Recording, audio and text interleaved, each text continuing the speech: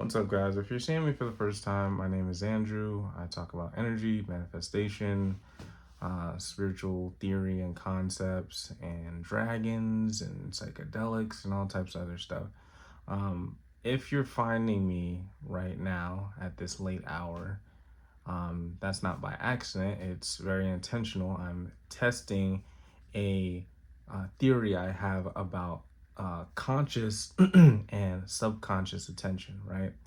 So, like, conscious attention is like when we're like actually physically trying to pay attention to something, and subconscious attention is stuff that has weight in your mind, right? So the whole idea of this video is I'm going to explain, my theory about how when you do stuff at nighttime, like right before you go to bed, you're actually the most detached from it because you're asleep, right? This is a time that your conscious and subconscious mind are like resting. So when you're trying to generate results overnight, this is a great way to do that because it's a very good time where you're just like not paying attention to the thing, right? It's almost like forcing yourself not to pay attention to it, but in a way where it's not really, forcing. It's more of like, making a decision to not pay attention to it on multiple different levels. So I've tested this theory before in other ways, and I have seen results.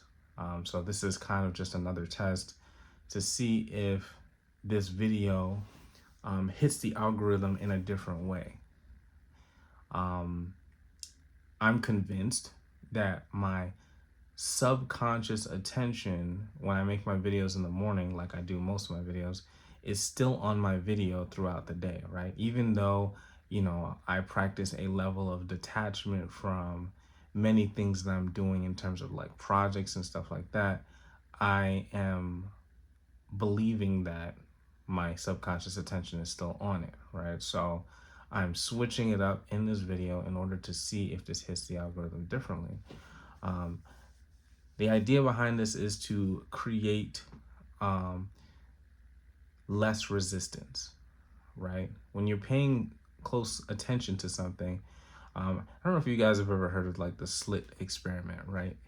In quantum physics, where it's like they're pointing these lasers at a slit, and when you observe what's going on, it's acting differently than when you're not observing it, right? When there's machines measuring it, but no one's actually physically looking at it, right?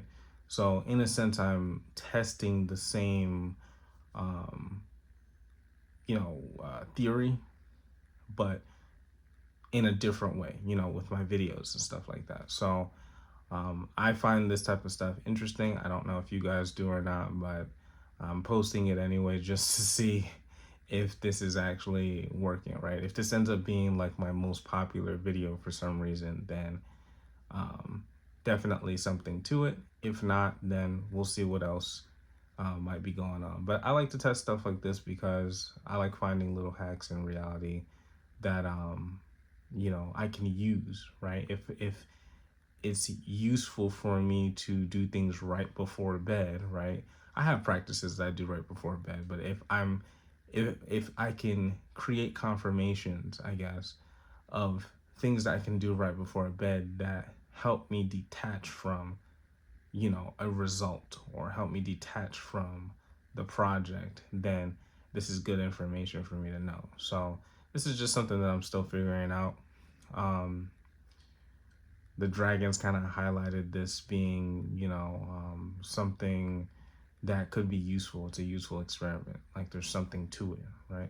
Oftentimes they don't tell me exactly what's going to happen, but I just try to, you know, uh, do my best to listen to the guidance whenever it comes through. So, yeah, this video ain't really about anything except me testing this, and I hope that you guys have a good night. Um, let's see. Oh, I came out with a book. If you guys are interested, explaining the law of assumption the way it was taught to me by dragons. You guys can go check that out. That is a very like no nonsense, no fluff, like straight to the point um, way of approaching the law of assumption that's practical. I've done these practices and I've seen shifts and changes in my life, so I felt like it was a good idea just to share.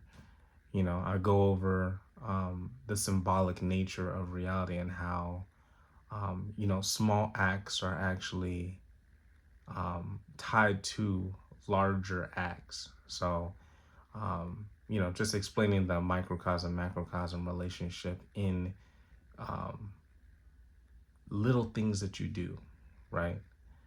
Stuff that doesn't seem like it's really significant, but if you look at the version of yourself that already has the things that you might be going for, right, in terms of goals, would this version of yourself have these things, right? Good example is like, um, let's say that you envision yourself having a company that's creating passive income for you. You have employees. You're not really working too much. It's just do stuff here and there, and things get done, right? So like, right now, you may not necessarily feel like you have enough to put somebody on salary, but you can hire somebody to do a little job for you, right? And it's not necessarily the job itself that is important, but the act of it, right? That behavior of I have people that do things for me, right? I have people that assist me with things.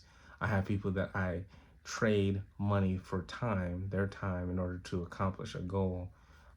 Is a small act. Like getting somebody on Fiverr, obviously they're not on salary, but you have somebody on Fiverr do something small for you, right? That's a symbolic act that you can do now that is representative of the version of you that has employees, if that makes sense.